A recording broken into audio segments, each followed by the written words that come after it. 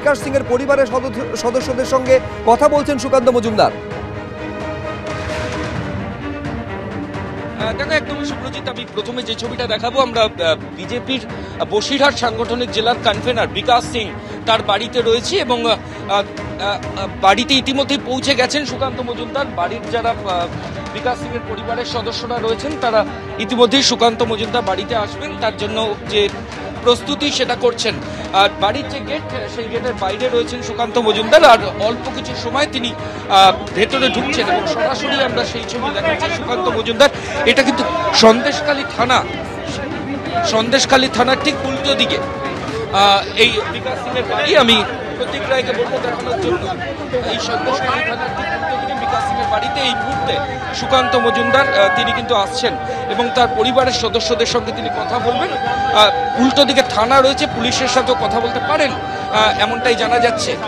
পরিবারের সদস্যরা রয়েছেন। আমি একটু আগেও যে ছবি দেখাচ্ছিলাম, সুকান্ত মজুমদার তিনি প্রথমে বাইরের তার পরিবারের লোকেরা উলুধ্বনি দিচ্ছিলেন, তাদের সঙ্গে কথা বলছিলেন এবং এই মুহূর্তে তার স্ত্রী এবং পরিবারের অন্যান্য যারা সদস্য, মেয়ে কন্যা, তারা রয়েছেন, তারা অপেক্ষা করছেন এবং সুকান্ত মজুমদার তিনি কিন্তু বাড়িতে এলেন। আমরা ছবিটা দেখাবো। এই মুহূর্তে বিকাশ সিং এর বাড়িতে, সন্দেশখালী থানার ঠিক উল্টো দিকে বিকাশ সিং এর বাড়িতে বিজেপির রাজ্য সভাপতি সুকান্ত মজুমদার।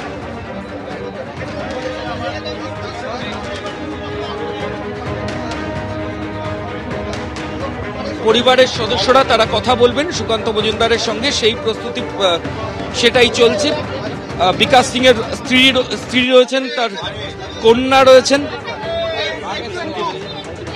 তারাও কিন্তু কথা বলবেন। এই মুহূর্তে আমরা সরাসরি সেই ছবি দেখাচ্ছি।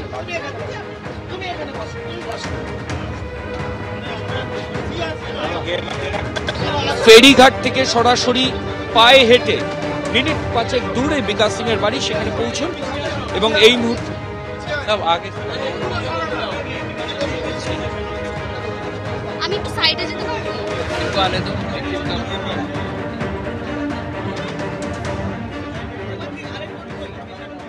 সন্দেশখালী যাওয়া উদ্দেশ্য ছিল এবং সন্দেশখালীর মা বোনেদেরকে এই মেসেজ দেওয়ার জন্য, এই বার্তা দেওয়ার জন্য যে আপনাদের সাথে যে অন্যায় হয়েছে সেই অন্যায়ের জন্য একজন বাঙালি হিসেবে আমি ক্ষমা প্রার্থী।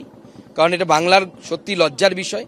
আমাদের বাড়ির বউ মেয়েদের সাথে যদি এই ঘটনা ঘটতো, আমরাও এই ধরনের রিয়াক্ট করতাম এবং তার সাথে সাথে এই বার্তা দেওয়ার জন্য যে সুকান্ত মজুমদার শুধু একা নয়, গোটা বিজেপি সেই দিদি বোনেদের মায়েদের পাশে আমরা আছি এবং শেষ পর্যন্ত থাকবো, যতক্ষণ না পর্যন্ত শেখ শাহজাহান তার সমস্ত সাগরেদরা, এখনো প্রচুর লোক বাইরে আছে যারা এই কাজ করেছে, কেউ অ্যারেস্ট হয়নি। ওই দুজন শুধু প্রমিনেন্ট নাম অ্যারেস্ট হয়েছে, তাদের সাগরেদ যারা মস্তানি করে বেড়ায়। আজকে একজনের ভেরি পুড়িয়ে দেওয়া হয়েছে।